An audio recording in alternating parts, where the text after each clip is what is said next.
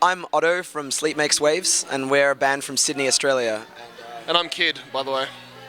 And we play guitars.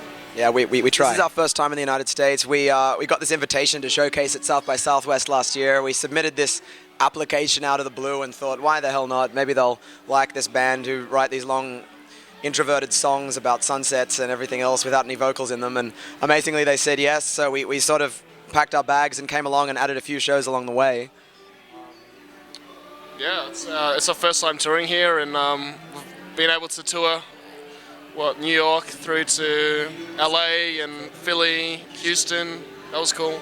We did this show at Houston for the Australia Houston Chamber of Commerce. I didn't know that existed, but apparently it does, and we played at it. It was pretty fun. It was a massive room, and there were like some businessy looking people and some music-y looking people, so hopefully both of them enjoyed what we had to do. Yeah, there was a big mix of people there, which is really good. So you got all your industry folk there, and there was like general punters there just out to see some Aussie music, some new Aussie music. I'm hoping there were some rich Texans from oil, who are like, I want to invest in that band. Yeah, I mean, I think it's sort of like the dream for Australian bands to break that barrier. It seems a long way away over the Pacific, and massive market, obviously. And for music like ours, there's a bigger scene in places like America and Europe than Australia for instrumental and alternative music. Australians are enjoying it, and they seem to dig what we do, but like there's all these other people who listen to these amazing bands from America who are bands that sort of got us into playing this kind of music.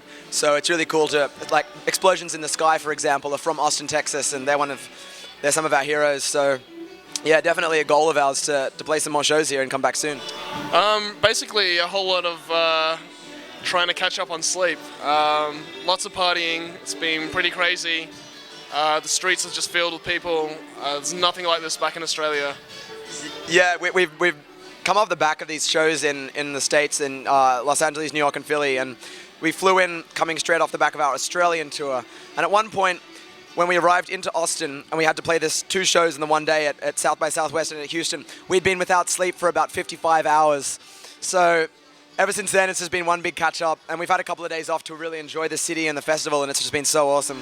Oh, I think it's something we're really, really proud of, coming here and coming all this way to play for Americans, and having them, when we come off stage, they're clapping and they tell us they liked it, and that's the most satisfying feeling, because we really feel like a little fish in a really big pond out here, especially with our kind of music. It's not going to be the stuff that gets played on Top 40 radio anytime soon.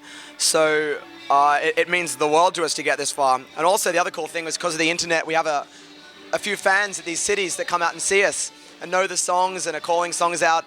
And to have people actually turn up to shows in these cities and come see us is just really, really awesome. Yeah, I think that's the best thing, is like seeing people that have been following you on the internet, on Facebook or whatever, and for years, and finally we get to bring the show to their hometown, and some of them, that's the most special thing that's ever happened to them. So it's really nice to be able to reach out to those fans. With Wing and a Prayer, like we all have day jobs, and that's like a blessing and a curse, because it's tough sometimes to balance the music and the work, but it also means that we can just about afford to do cool shit like this and come this far. And so basically, it would be a lot easier if we didn't have to go to Europe in a couple of months as well. By the skin of our teeth, we make it work somehow. Our manager, Mike, is also helpful, and he's a big part of the team, and he helps out as well. I think, every musician needs their day job up into that level. Like, that's a level we might not have a break with our kind of music, so we'll keep working day jobs. Yeah, we've seen some cool Aussie bands. We've seen Big Scary yesterday, and awesome. So good. So awesome. And we saw Dead Letter Circus earlier, and they're really great. Other bands that I really dug, Titus Andronicus from New Jersey. I saw the Jesus and Mary Chain as well. They were great. They were looking quite old now, which is kind of scary, but they were still awesome. Who else? I've seen so many bands. And So I Watch You From Afar? And So I Watch You From Afar from Northern Ireland. They're amazing. They're doing a kind of similar thing to us.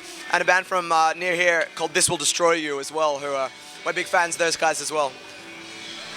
I've played with another band at the New York Aussie BBQ, which was really cool. But the Austin one seems to be the most happening one so far. Yeah, I'd heard of it, and I never thought I'd get the chance to play at it, It's like, for me, it's the equivalent of being asked to join the Australian soccer team or something, It's like, Repping the boys. Yeah, we're heading home right after this interview, back to Sydney, and actually we'll have a few beers first. Then Couple of tinnies. couple of tinnies, and then we're back to do a tour with Boris from Japan in Australia, and then we're off to Europe for 4 weeks to do our own headline tour. Got to get the snags on there. Two of the guys in this band are vegos, so I suppose I like a bit of fish or you know, a bit of eggplant.